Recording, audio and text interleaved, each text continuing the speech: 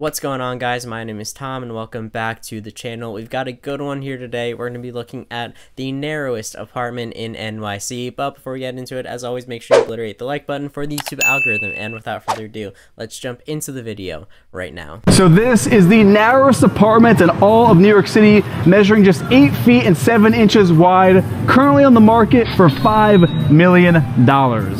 I'm gonna need a really good explanation as to why this costs $5 million if it's only 8.5 feet wide. I'm gonna assume that it's this price because you're not actually paying for the thing, you're paying for the name of it. It's probably a similar idea to, say, designer clothing. You're not actually paying for the clothing itself, you're paying for the name of it. So you're paying $5 million to be able to say, hey, I own the narrowest apartment in NYC. According to the New York City Landmarks Preservation Commission, the 3-story Dutch gabled home was constructed in 1873 on what was the former carriage entryway for the adjacent property, hence its fractional address, since the home was wedged into the driveway that stood between number 75 and 77 in order to maximize housing in the booming neighborhood at the time. Famous past residents include Pulitzer Prize-winning poet Edna St. Vincent Millay, William Steig, the man who illustrated Shrek, and actors Cary Grant and John Barrymore. And it is this slice of New York City history that drives up that asking price of just under $5 million. Welcome to 75 1/2 Bedford Avenue. Come on in. You know, I like that a lot, honestly. It's really funny and quite fitting that the half a house would have a half street address. So walking in, this is your living room. Now, just for some perspective, I'm gonna lay across the floor. I am 6'4". So if I put my arms over my head, that's how tiny this is. Geez, that isn't wide at all, but I guess that's why it coins the name of the narrowest apartment in NYC. But only a specific type of person could really live in a space like this. If you think about it, like, you've got to be super minimal. You can't be having hoarders over here just stuff in the room. They'd fill the entire space in about a day. These are all the original beams in this structure. The current owner did a whole gut renovation, but kept the things that make this place historic. So you have the beams, you have all the modern lighting. When you start getting into historic works of architecture, that's when things get a little iffy on what you can change and what you can't change. There are different guidelines that you have to follow and certain things that you can't remove out of the space, and I'm pretty sure you have to get approval if you want to try to do something to it. I could be wrong though, but that's what I think it is. So if you come on in, this is where it gets kind of narrow. Here we have a mirror to just add a bit of depth to the space. I love how he says it gets kind of narrow, as if the apartment building isn't narrow to begin with. But yeah, I would say mirrors as well as natural light would be this apartment's best friend,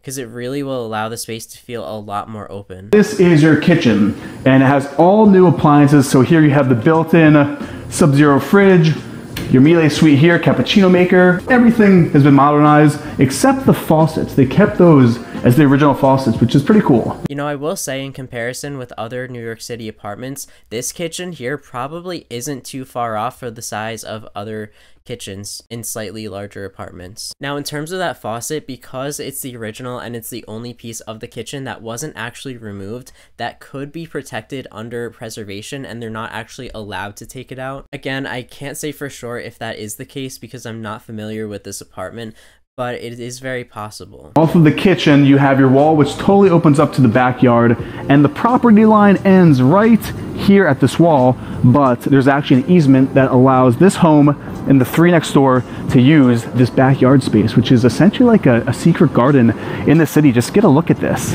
Alright, so not only is this the narrowest apartment in NYC, but it's also got the tiniest backyard in NYC. Actually, who even knows? It might even be the only apartment with a backyard. But in all seriousness, this is actually a very nice outdoor space. If you think about New York City, basically everything is accessible more or less. So having this enclosed outdoor space that's super private and hidden away from the city, it's actually really cool. So in a place like this is the most practical use of a staircase, the spiral, and this would be the bedroom floor. And I like how also there's no doors in here, it's all pocket.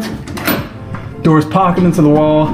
Oh, that's cool. I actually really like that a lot, and it's super smart. And this is an example of how the architect or interior designer, whoever was working on this space, was really being super design conscientious and thinking about the user's experience within the space. Had they used a regular door, that would impede on the overall circulation and flow of the apartment and just make it more difficult to move around the space. In an apartment like this, you really have to be conscious about what design choices that you're making, because it will have a very direct effect on how the user is experiencing experiencing the space. Welcome to your master bathroom. Front and center, you have your clawfoot soaking tub with this antique faucet that comes right out of the floor. You have a fireplace. The last time I'm gonna mention it again, that fireplace might have been something that they said, hey, you're not allowed to get rid of this or cover it up, but I honestly don't mind all of the materials that are being used. I don't know, I like that it has a lot of character to it. Most bathrooms are usually just all white, all tile, kind of boring, but you can really get a sense of this space having a personality. This is the first guest bedroom. Check this out. This is actually a built-in Murphy bed, because you're probably thinking to yourself, where would you actually put a bed in here?